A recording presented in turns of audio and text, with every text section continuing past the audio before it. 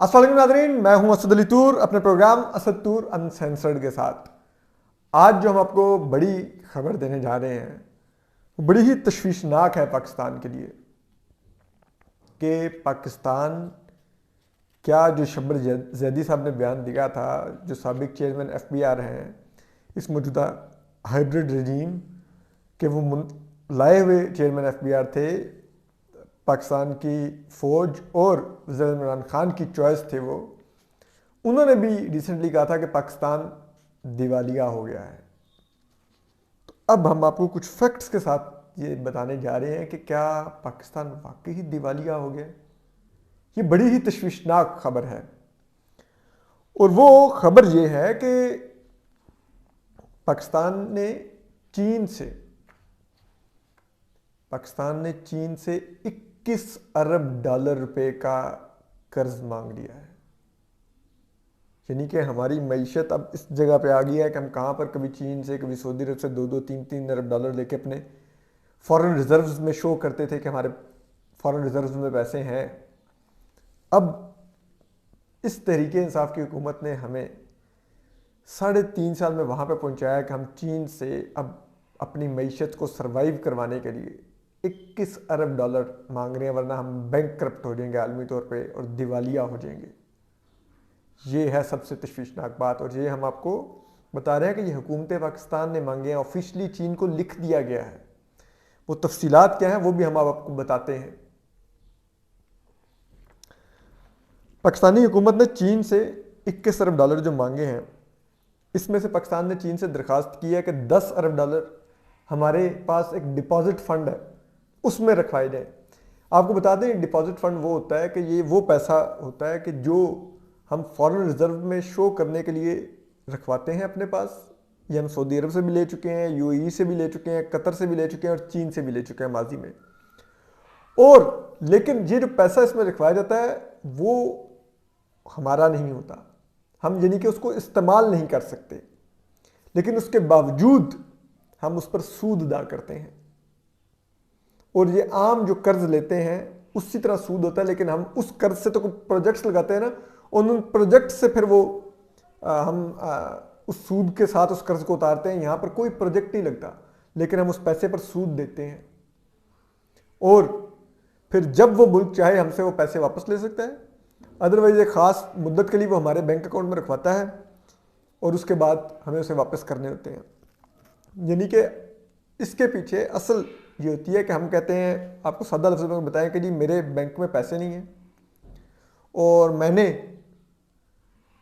गाड़ी के लिए बिलफर्ज अप्लाई करना है लोन, तो वो मेरी बैंक स्टेटमेंट देखना चाहता है तो मेरी बैंक स्टेटमेंट में तो पैसे ही नहीं शो हो रहे कोई, तो बैंक मुझे गाड़ी नहीं देगा। तो आप अगर मेरे अकाउंट में पैसे जिस रखवा दें, मैं बैंक को शो कर लूँगा कि मेरा इतना बैंक बैलेंस है मेरे अकाउंट का, तो फिर ये है कि मुझे उस बैंक से गाड़ी जो है वो लोन लेते हुए आसानी होगी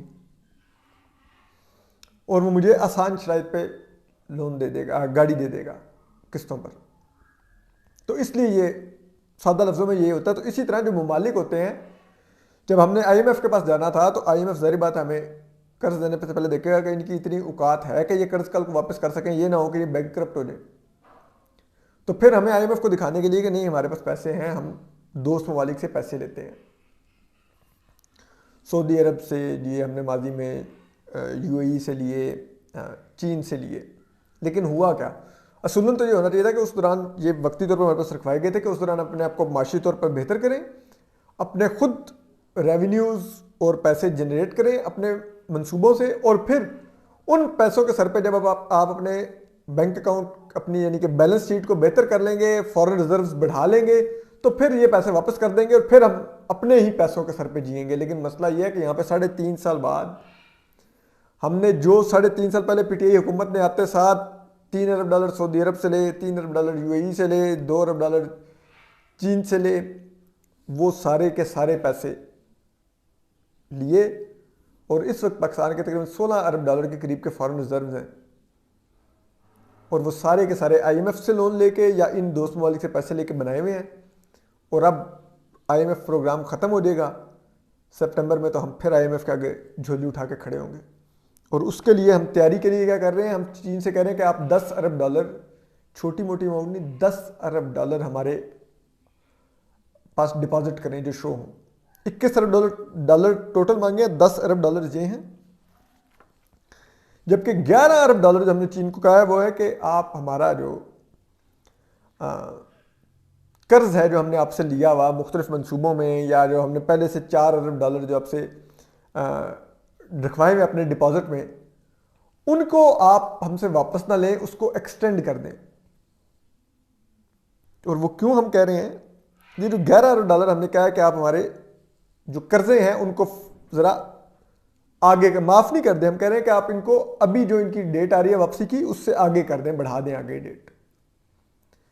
तो वो क्या है कि 11 अरब डॉलर जो है इसमें से 4 अरब डॉलर हमने चीन से इसी डिपॉजिट फंड में रखवाए हुए हैं, जो हमने जिसमें से 2 अरब डॉलर अभी 23 मार्च को इसी महीने की वापस करने हैं।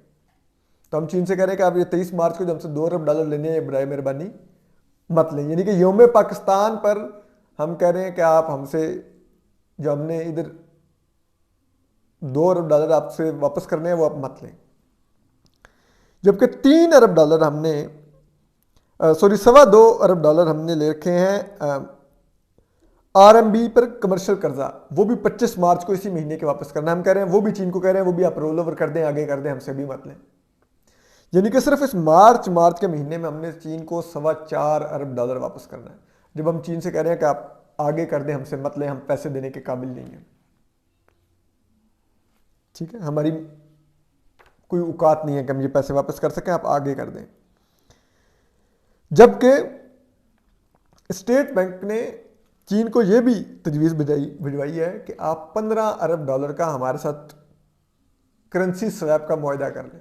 यानी कि जो हम चीन और पाकिस्तान की आपस में ट्रेड होती है, हम जो आपसे खरीदें हम पाकिस्तानी पैसों में पे कर दें, आप जो हमसे लें आप हमें चीनी करेंसी में पे कर दें, और इसका जो टोटल जो साइज हो वो 15 बिलियन डॉलर तक की वर्थ का हो। तो ये हमारे हालात है। अगर आप 21 अरब डॉलर में 15 अरब डॉलर भी डाल दें, 36 अरब डॉलर की हम चीन से फेवर मांग रहे हैं। 50 अरब डॉलर से ज़्यादा आगे वो सीपेक में हमें इन्वेस्ट कर चुका है जो हमने अभी तक वापस करना है। हम कह रहे थे कि जी आईपीपीज के महंगे मंसूबे लग गए हैं, आप हमसे रीनिगोशिएट करें, तो चीन ने हमें स्नब कर दिया कि वो मंसूबे जितने के लगे हैं वही पैसे आपको देने होंगे।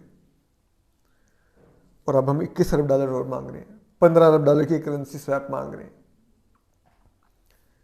इससे पहले इसी तरह चीन के आगे डिफॉल्ट किया था श्रीलंका ने, तो चीन ने फिर श्रीलंका का एक पोर्ट सिटी 100 साल के लिए कब्जे में ले लिया। अब उसको चीन ऑपरेट करेगा। और हम जो कर रहे हैं, ये जो गवादर डेवलप करवाया है चीन से, सारी सड़कें बनवाई हैं, अगर इसी तरह हमने डिफ़ॉल्ट करना है तो फिर हमें गवादर खुदा न खास्ता कल को चीन के आगे सरेंडर ना करना पड़ जाए, हमें कोई और शहर ना चीन के आगे सरेंडर करना पड़ जाए। तो हम मुल्क को दिवालिया करके यूं अपनी खुद मुख्तारी को बेच रहे हैं चीन के आगे, दुनिया के आगे। ये हमारी औकात रह गई है। इस वक्त पाकिस्तान की तारीख का सबसे बड़ा करंट अकाउंट खसारा होने जा रहा है। सबसे ज़्यादा 19 अरब डॉलर का 2017-18 में हुआ था नून लीग के दौर में। ये हुकूमत 20 अरब डॉलर का करने जा रही है। और 20 अरब डॉलर के करंट अकाउंट खसारे का मतलब ये है कि अगर आपने उसको 20 अरब डॉलर से कम रखना है, रोकना है उसको, तो फिर आपको इंपोर्ट्स पे पाबंदी लगानी होगी। लेकिन अगर आप इंपोर्ट्स पर पाबंदी लगाएंगे, उनको कम करेंगे, तो इस वक्त जो हम कह रहे हैं ना कि हमने बड़ा एफबीआर ने बड़ा टैक्स इकट्ठा कर लिया, ये वो अपने टारगेट से ज़्यादा बेहतर टैक्स जा रहा है, वज़ीर इमरान खान तालियां बजाते फिर रहे हैं, उसमें 53% शेयर इंपोर्ट्स की जो हमारे पास आती हैं, जो बाहर से हम माल मंगवाते हैं, उस पर जो हम टैक्स ड्यूटी लेते हैं, 53% शेयर पाकिस्तान के टोटल रेवेन्यू में जो एफबीआर ने इस साल अभी तक इकट्ठा किया है वो इंपोर्ट्स का है। तो अगर हम इंपोर्ट्स रोकेंगे करंट अकाउंट खसारा रोकने के लिए, तो ये जो पाकिस्तान के अंदर से टैक्स कलेक्शन हो रही है ये गिर जाएगी।